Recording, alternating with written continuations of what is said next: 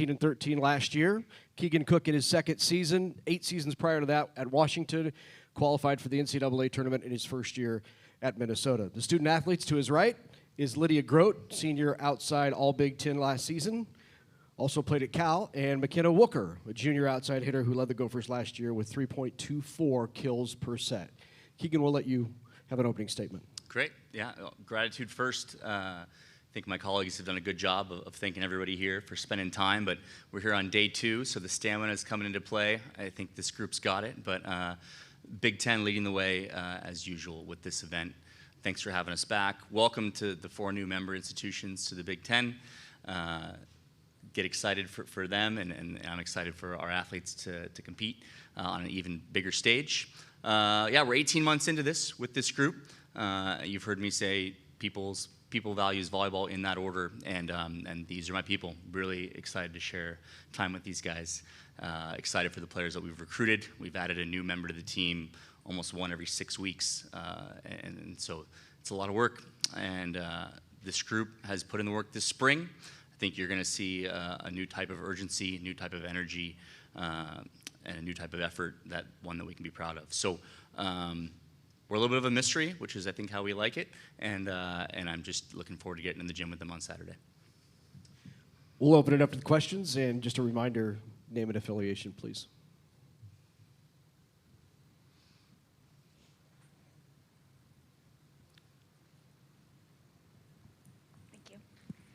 Alana Goldman, 5 wins. Your team at times struggled a bit offensively last year. What steps are you taking to get back on track and go back to the Minnesota offense that I think fans are familiar with? That's a great, tough opening question. Can I start, and then you guys can jump in? Thanks, Alana, for that. Right at us. That's going to be the tone today. Okay. Yeah, I think we thought side out was a space that we could be better. I think we sided out somewhere around 56%. You need to be in the 60s. Defensively, we did a pretty nice job. Met a pretty high standard. 4th in aces. Pretty high up in blocks as well. So I'm pretty confident in those skills. This spring has mostly been spent on receiving and middle offense. Those 2 areas, I think, you're going to see some growth right away, as well as the range of our outside hitters, the decision-making of our outside hitters on tough sets. These 2 are probably nodding from all the trauma this spring. But just, they're ready. They've done the work. They had a great spring, great Europe trip, only lost 1 match the entire time. And they're allowing themselves to be coached and to grow, and so that's how I see it, but I'd love to hear their perspective on it. Yeah, I think, last fall we had some new additions to the team, and I think this spring has been really, really great for us in getting to know each other and working together on the court, and I think we've built some really great relationships on the court. Yeah, I'm going to shout out our depth. I mean, we brought in a lot of transfer outside hitters and pins, and I think they've done a really good job of just stepping in and getting to learn our offense, and also shout out our middles for coming into practice every day and being open to learning new sets and learning how to run a slide, and that's going to really help us spread out our offense this year.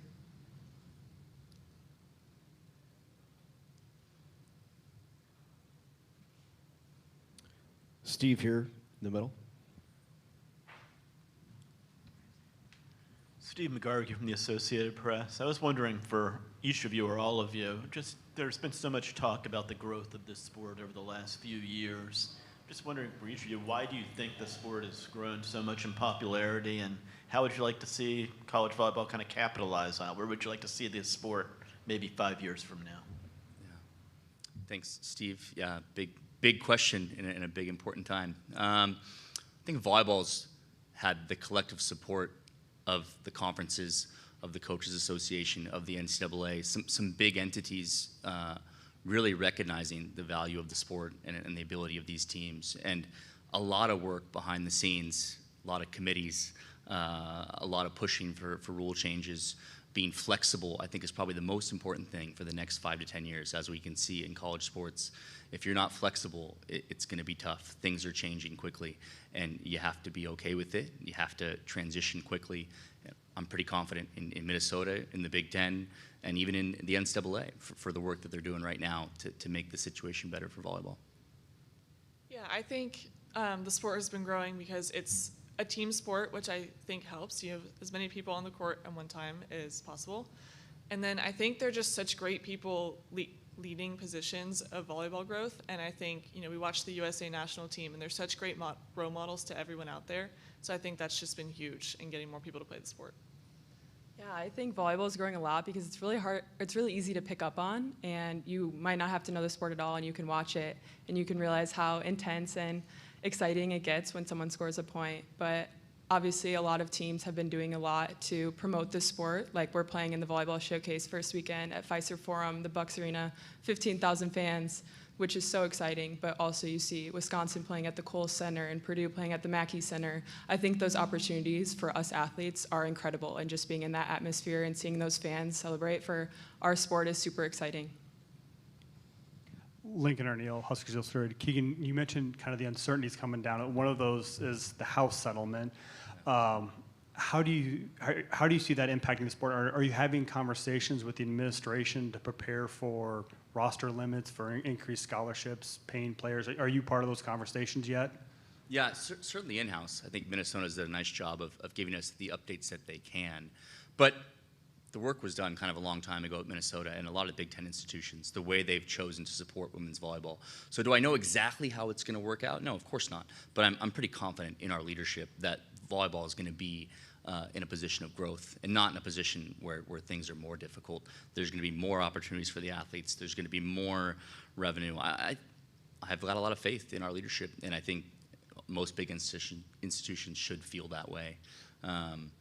Yeah, again, if you want certainty, you're in the wrong business here. But if you want growth and opportunity, then hang in there, because it's coming, I think.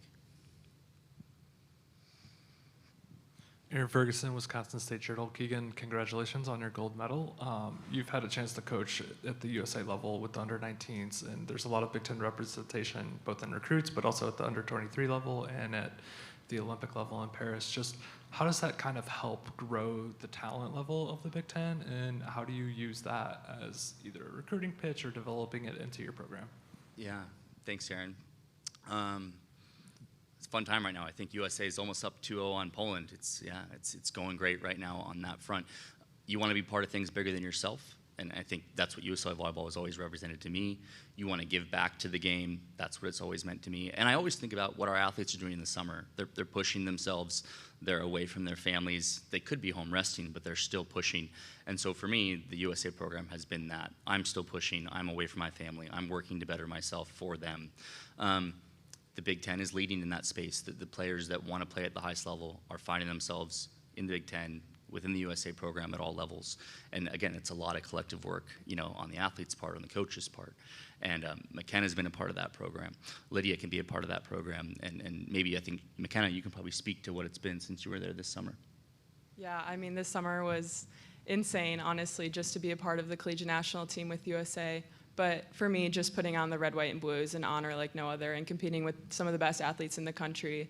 And this year I was fortunate to be with a lot of the girls older than me that I've never played with before. I think in the past I've played for U18, U20, U21, but just being with the same team that whole time. So now branching out and playing with other collegiate athletes who are better than me and pushing me to be better is just an amazing experience.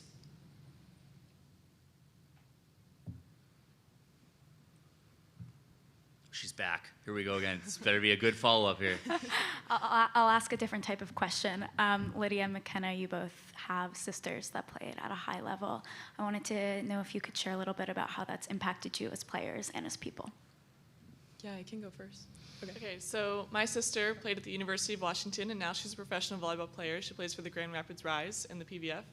And she is someone that she is so stable, and I can talk to her whenever, and she offers such great insights, and she's had such great experiences in college. And she's someone that pushes me, and she knows really well how to push me, and she's so competitive, and she inspires me every day to be my best.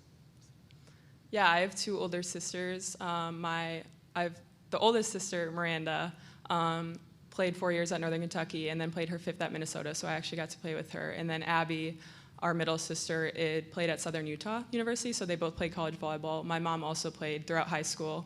And for me, it was more of a family affair. I wanted to follow in my mom's footsteps just because I lost her when I was young. So just being able to represent her on the court was something I really wanted to do. Miranda coaches at Northern Kentucky now. I would say I'm really close with her, and just being able to see how much love she had for the sport was something I really admired, and she's someone who I can go to at any time and ask for volleyball advice. And she's been around our program a lot, so Lydia knows her too, but just being able to have her right by my side through it all has been really cool. Morning, guys. I'm Chris with Fox in Chicago. Just kind of curious, we heard one of the themes so far is the unknowns. Obviously, with 4 West Coast teams coming into the conference, how do all of you guys approach the unknown? How do you see it? How do you view it? Is it fun? Is it exciting? What are the challenges part of it? Uh-oh, look at me, yeah. I think if you don't have your values in place, if you're not sure who you're trying to become, uncertainty is a real dangerous space. You can get lost pretty quickly. And I think it's a big challenge for young people right now. There's not a lot of certainty if you're younger than us. And but helping them figure out what their values are individually and collectively is the best thing we can do for them. And once you have those things in place, then I think the uncertain becomes pretty fun. And you know how you're going to show up in those spaces and who you're going to be. And then you're just along for the ride. And so that's been the challenge here for these past 18 months, is getting to know these young people, talking to them about their values individually and collectively, giving them those tools so that when the excitement and the uncertainty and the change happens, that they just crush it. And I think we're closer. We're a lot closer than we were 18 months ago. And yeah, we're a little uncertain, and I'm excited about it. Yeah. Yeah, I would say the future's not written in stone. We like to attack these unknowns head on, and we're writing our own future, and we're working hard every day. And how lucky are we to get to play in this great conference that's still expanding and providing so many new opportunities, and to get to play against 4 new schools for the first year. And then for me, this is my last season here. So I'm just really grateful for these new opportunities. Yeah, I'm super excited for the unknown. Obviously, it can be difficult with 4 new teams joining the conference, but I think it's going to be super cool to, obviously, you only play a lot of teams once, so you have one opportunity to obviously help you in the postseason. So I think that's going to be a huge stepping stone for us, is that we only get to see this team once. I feel like a lot in the past we were like, oh, we lost this one, but like we can go get them again later. Like this time it's like, this is our one time we're going to see them until the tournament. So I think that's huge for us. And also just, obviously the 4 teams coming in are national championship contenders every single year. So just getting off to a hot start, watching lots of film on them, and just understanding how they play the game is going to be a lot different than obviously the Midwest schools. Like a lot of West Coast players, more scrappy, beachy kind of vibe. So I think that'll be super interesting to see what they bring to the table. Keegan, you got 3 transfers coming in, including 2 native Minnesotans. Didn't play a lot at their previous school. How do you go about evaluating when there's not a lot of game tape, Yeah. and figuring out if they're a right fit for your team? Yeah. We've had 6 transfers now total, I think, right? And the first 3 in Lydia and Kylie and Phoebe, you know, you're talking to people that you trust. I try and explain to these athletes that the volleyball world is small. Has everyone who've met you met the same person? And then from there, once you get a little picture, you have to take some risk. But it's not about picking, right? It's about integrating these kids. And so the first time around, man, we hit it really well. And I think this time around, same. You know, again, having some kids from Minnesota helps. There's a little bit of background on them. Spending time in the Northwest where Alex played helped. Knowing, you know, probably called 15 different people about her, you know, it gives you a good picture. And yeah, from what we've seen, whether it was from the foreign trip or from their time here, I think we did it again. I think we found depth. I think we found competition. And I think we're a more well-rounded team than we were last year. Aaron again from the State Journal. Mckenna, where were you when you guys found out that you were going to be coming back to Fiserv Forum, and how excited were you to have a couple of home matches? I don't even remember when I found out, but I remember, I think EJ told me, and I was literally blown away. I was like, is this even real life? Like, I get to go home? Because never in my 4 years I would have thought that I get to go home and play in my home state of Milwaukee. And we also get to go to Green Bay and Madison. We get the whole Wisconsin tour this year. But I am so happy to be playing at home in front of my family and friends. I mean, my house is literally 15 minutes away from Fiserv. So that's just a really insane experience. And it kind of almost reminds me of like high school. Like, I get to go home. And we even got to play Waterloo in spring. So like, I feel like I've been on like my whole Wisconsin tour. But no, I'm super excited. And obviously just for the sport of volleyball, there's going to be so many people there. I think like a ticket selling for $1,000 on StubHub. Like, just to have that experience and memory throughout my 4 years is going to be something I'm going to remember forever. Keegan, having competed with and against the 4 new schools in the league, what do you maybe know that other coaches in the Big Ten may not know about those 4 and competing against them? Yeah, besides the coffee shops to go to and the airports to fly into. Logistics are a big deal, especially in this day and age. You got to know your way around, and so certainly happy to have some familiar with those 4 institutions. I think they're going to respond. I don't think people ask, oh, are they ready? I don't think they're ready, but they will respond, knowing those institutions. I think ready's a little overrated in this day and age. Can you respond? And those 4 institutions will. But even today, watching them walk around, seeing where I was a year ago, they're going to add a lot of value. And the winners are the players and the communities and the fans. They all win. Coaches are stressed out, but everyone else wins in this. And so I just credit the Big Ten for making it happen. Coach and student athletes, we have some students from Brunson Academy here in Chicago. They are aspiring journalists and would like to ask you a few questions. I'm Lonnie Jackson from Milton Bronson. My question is for you, Coach. I heard that you coached at Washington. My question is, why did you stop coaching at Washington? Lonnie, finally a professional here at this press conference. The hard-hitting question. Lonnie, it's the hardest thing is to know when to leave, something, especially a team. I had intended to coach at Washington my entire life. I had signed a new contract at Washington. I had players that I loved coaching. But in some sense, I maybe thought I had stopped growing and that I had become a little too comfortable a little bit too soon.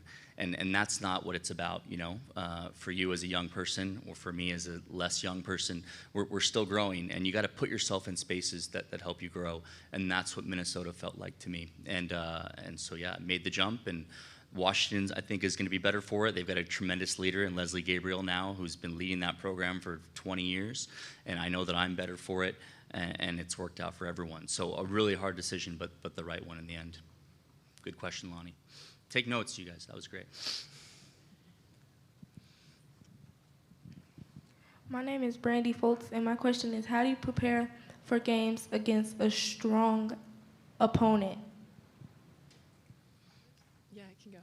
So for me, it's for the team, we do a lot of film. We'll break down each hitter, attacker, and where their tendencies are, where we have to block on them.